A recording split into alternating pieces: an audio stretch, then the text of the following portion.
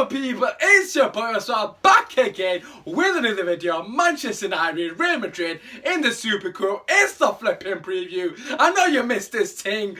Yes, first thing first, just want to say thank you for the 100 subscribers. I did pass that about a week ago. Like I said, my homie was getting married. Shout out to you, Adam Dar. Hope you flipping had a good wedding. But man is back with the flipping previews, back with the flipping videos. Let's flipping go. Manchester United v Real Madrid in the Super Cup. The real curtain raiser for the season.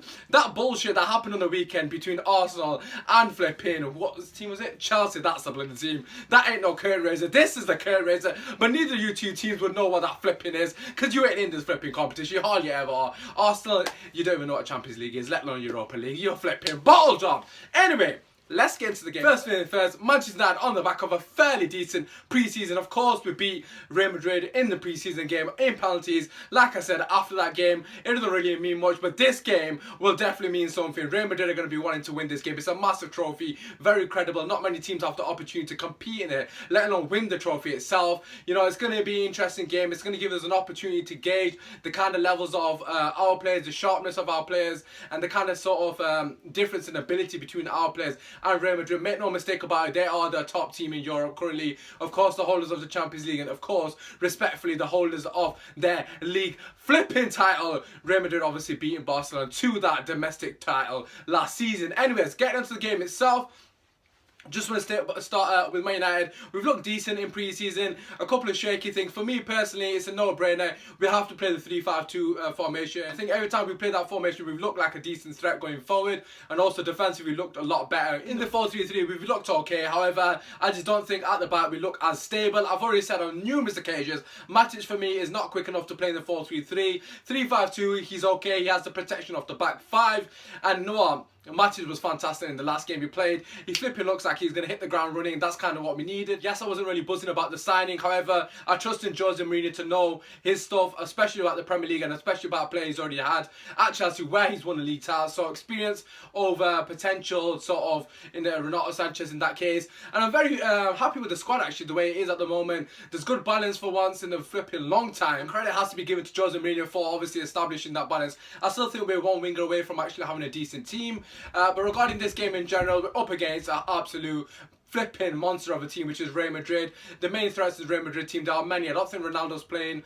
He's busy elsewhere. So they've got Benzema, they've got Bale, they've got Asensio. I flipping love Isco, Vasquez, Modric, Cruz, Casemiro. The flipping names are just there for everyone to flipping hold. But we all know from last season, the games are not won on flipping paper, because if they were, we probably would have been challenging for league, if not winning it, hands down. For me, the danger men, and always will be the danger men, are Cruz and Modric. I know it's a very cliche thing to say, but the game is definitely won in the middle of the park. And if we can stop them two players from pulling the strings and obviously supplying the balls to the front three, then we definitely have an opportunity to obviously cause a bit of trouble and potentially cause a bit of an upset, actually, because obviously going into this game, everyone's thinking Real Madrid are going to win this game. Let's not make no mistake about it. They're the favourites without a shadow of a doubt. They're flying high currently. And United have obviously fallen from grace in the last couple of years since Ferguson's left. We're on the way back up. This would be an absolute beautiful landmark if we can actually, I should say, sort of a stepping stone if we can beat Real Madrid somehow. I don't really care about the performance. I'm not going to make no mistake about this.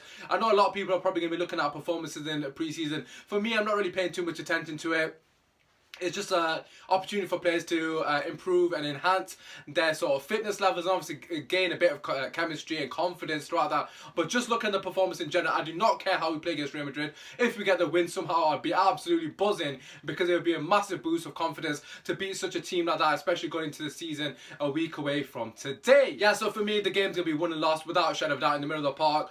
Let's talk about Man United and how we're going to line up in the middle of the park in particular, and just start with the full team in general. So like I said, I'm going to stick to the 3-5-2 formation.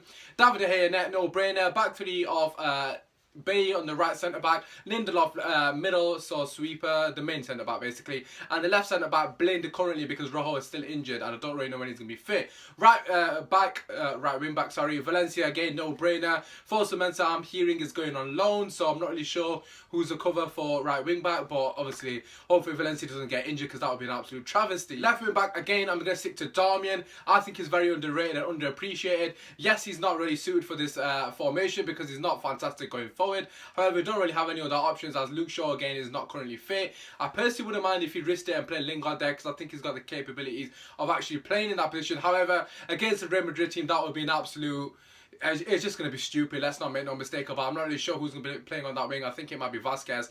But either way, they're going to get absolutely violated if it's Lingard against Vasquez. Or even Gareth Bale if he feels free to flip and swap wings, which he probably would do. I think Bale does play on that wing, actually. Yeah, Bale does play on that wing. If a flipping mistake, that would be having Lingard. Anyways, so let's move on to the middle of the party, which is where I've said the game is going to be won and lost. For me, I'm going to play a midfield three of Herrera, Matic and Pogba. I think it's fundamental that we play three players in there that are going to obviously be tenacious and resilient throughout the whole game. Matic in this sort of sitting role with Pogba, a bit of freedom, and Herrera obviously doing the dog work with Matic. Just giving Pogba the sort of license to do whatever the hell he wants. It's important for us to have any success this season. We need to release Pogba as far forward as we possibly can because he's the only one, in my personal opinion, in the middle of the park that's got sheer quality. Herrera does show shades of quality, but Pogba has that killer pass, and he can definitely find that to the flipping main man up front, Lukaku, and I'm going to play Mkhitaryan alongside him. Again, he's got a bit of pace on him and just the capability to drift in and around the sort of danger zones in and behind the midfield and in front of the back four.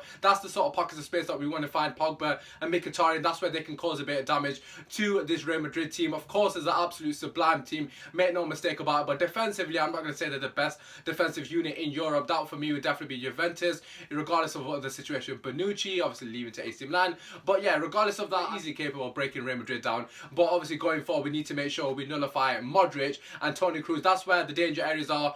Middle of the park, it's going to be won and lost, as simple as that. I'm not expecting anything in particular. However, it's going to be a good sort of a gauge to see where we're at levels wise. You know, we're comparing ourselves and competing to one of the best in Europe, if not the best current team in Europe. They're probably obviously a Champions League holder. Obviously, the friendly didn't really indicate to us where we're at. You could tell by that game, Real Madrid were not match sharp whatsoever. They're going to be match sharp now. They're going to be wanting to win this trophy. They're going to be going for it. Obviously, Ronaldo is not there. By all means, they still have a very good team on paper, and I think it's going to be a flipping massive challenge for us. I'm still sticking to my guns, and I'm hoping we can sneak a 2-1 win. I'm expecting Modric and Toni Kroos to pull the strings.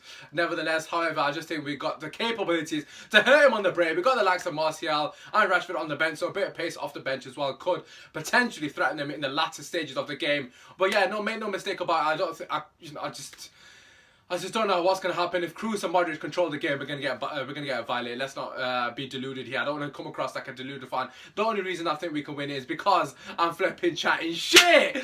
Oh, God, no. But I think it'll be a tight game regardless. I think Real Madrid are going to be going for it, and we're going to probably hit them on the counter, hoping that Mkhitaryan and Lukaku can stretch the play and Pogba can find the ball in and behind. Like I said, their defense isn't all that. Yes, Varane is quality, and so is Ramos, but they are very prone to mistakes, and Ramos in particular gets too brave. And I can imagine him pushing really far up and Lukaku exploiting the space in behind and causing a bit of havoc. I think it's really important that we get players on Modric and Kroos as quick as we can. It's very similar to what we did against Chelsea when we beat early on the season, well, last season should I say. We need to be pressing very high up the pitch. We can't allow Modric and Kroos any space in the middle of the park, because if they do that, they're going to pick us apart and it's just going to be an absolute travesty, and we can't be having that. But yeah, that was sad. I hope you've enjoyed the video. Hope you've enjoyed my opinion. Feel free to drop your comments in the comment section. Drop a like on the video, share, subscribe if you're new, and also just let us know what you think about the score prediction, also your team selection and all that good stuff.